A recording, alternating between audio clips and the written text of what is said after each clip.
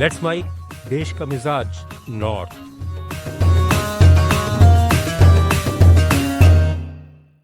पंजाब के खनौरी बॉर्डर पर किसानों का आंदोलन दूसरे दिन भी जारी है।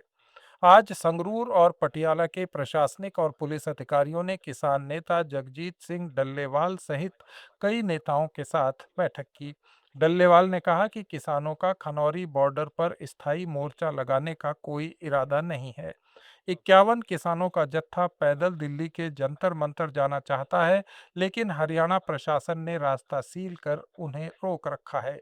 डल्लेवाल ने कहा कि रास्ता खुलते ही किसान दिल्ली के लिए रवाना हो जाएंगे। हरियाणा में किसानों पर हुए लाठीचार्ज के विरोध में भारतीय किसान यूनियन ने मोर्चा खोल दिया है। किसान भवन में जिला अध्यक्ष हरपाल भांडवा की अध्यक्षता में एक बैठक हुई, जिसमें 15 अगस्त को हांसी में किसानों पर हुए लाठीचार्ज की कड़ी निंदा की गई।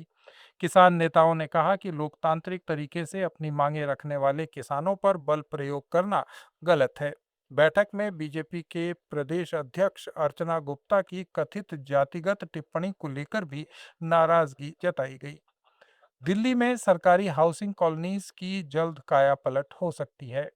पीडब्ल्यूडी मंत्री प्रवेश साहिब सिंह के मुताबिक सरकार पुरानी पीडब्ल्यूडी कॉलोनीज के फ्लैट्स को गिराकर उनकी जगह मल्टी स्टोरी बिल्डिंग्स बनाने की योजना पर काम कर रही है। ये विकास ट्रांजिट ओरिएंटेड डेवलपमेंट पॉलिसी के तहत किया जाएगा। इसके पहले फेज में उत्तरी दिल्ली की कुछ कॉलोनियों को चुने जाने की संभावना है। इनमें गुलाबी बाग, मयूर विहार का कल्याणवास और डिफेंस कॉलोनी के पास बहापुर शामिल है। दिल्ली के जंतर मंतर पर सीजेपी के आंदोलन को लेकर विश्व हिंदू परिषद के राष्ट्रीय संगठन महामंत्री मिलिंद परांडे ने दावा किया कि आंदोलन में करीब 2800 हिस्ट्री शीटर, 60 हत्यारे और 100 से ज्यादा बलात्कार के आरोपी शामिल थे। हालांकि इन दावों की पुष्टि नहीं हुई है। परांडे ने पंजाब में विदेशी फंडिंग के जरिए धर्मांतरण का मुद्दा भी उठाया और सीमावर्ती इलाकों में अवैध घुसपैठ, धर्मांतरण और लव जिहाद को लेकर लोगों से सतर्क रहने की अपील की। जम्मू कश्मीर में पीडीपी अध्यक्ष महबूबा मुफ्ती ने प्रधानमंत्री नरेंद्र मोदी की दिमागी नक्सल वाली टिप्पणी पर कहा कि वो संविधान के आर्टिकल 370 का समर्थन करती हैं। इसलिए अगर इसे दिमागी नक्सल की परिभाषा माना जाता है तो वे भी दिमागी नक्सल हैं। दरअसल 15 अगस्त को लाल किले से भाषण में पीएम मोदी ने देश को दिमागी नक्सलियों से सतर्क रहने की बात कही थी। उत्तर प्रदेश के मुख्यमंत्री योगी आदित्यनाथ ने प्रदेश के राशन डीलर्स के लिए बड़ा ऐलान किया है। सरकार ने प्रति क्विंटल कमीशन 90 रुपए से बढ़ाकर 125 रुपए कर दिया है। इसके साथ ही single stage doorstep delivery के तहत e pass based feedback system भी शुरू किया गया।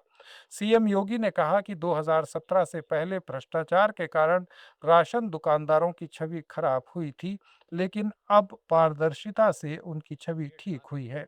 अब राशन की दुकानों को अन्नपूर्णा भवन के रूप में विकसित किया जा रहा है, जहां दुकान के साथ गोदाम की सुविधा भी रहेगी। हिमाचल प्रदेश में मजदूरों के अधिकारों और अलग अलग मांगों को लेकर भारतीय मजदूर संघ ने रैलियां निकाली और प्रदर्शन किए। कांगड़ा के फतेहपुर में प्रदेश अध्यक्ष मदन राणा के नेतृत्व में प्रधानमंत्री के नाम एसडीएम को ज्ञापन दिया गया। मजदूर संघ ने न्यूनतम वेतन 30,000 रुपये, ठेकेदारी प्रथा खत्म करने, आउटसोर्सिंग पर रोक और समान काम समान वेतन लागू करने की मांग की। इसके अलावा ईपीएस 95 के तहत न्यूनतम पेंशन 7,500 रुपये, पेंशनर्स को महंगाई भत्ता और चिकित्सा सुविधा देने की मांग भी की गई है। उत्तराखंड के देहरादून में Asian open short track speed skating championship शुरू हुई। हिमाद्री आइस रिंक में चीन और दक्षिण कोरिया सहित 14 देशों के 270 से ज्यादा खिलाड़ी इसमें हिस्सा ले रहे हैं। ये चैंपियनशिप 20 अगस्त तक चलेगी। मुख्यमंत्री पुष्कर सिंह धामी ने इसके उद्घाटन समारोह में हिस्सा लिया। जम्मू कश्मीर, पंजाब, हिमाचल प्रदेश, हरियाणा, दिल्ली, उत्तराखंड, उत्तर प्रदेश और मध्य प्रदेश की ताज़ा खबरों के इस बुलेटिन को रोजाना सुनने के लिए डाउनलोड करें लेट्स माइक ऐप। जुड़े रहिए लेट्स माइक के साथ। आप सुन रहे थे let's mike more than radio.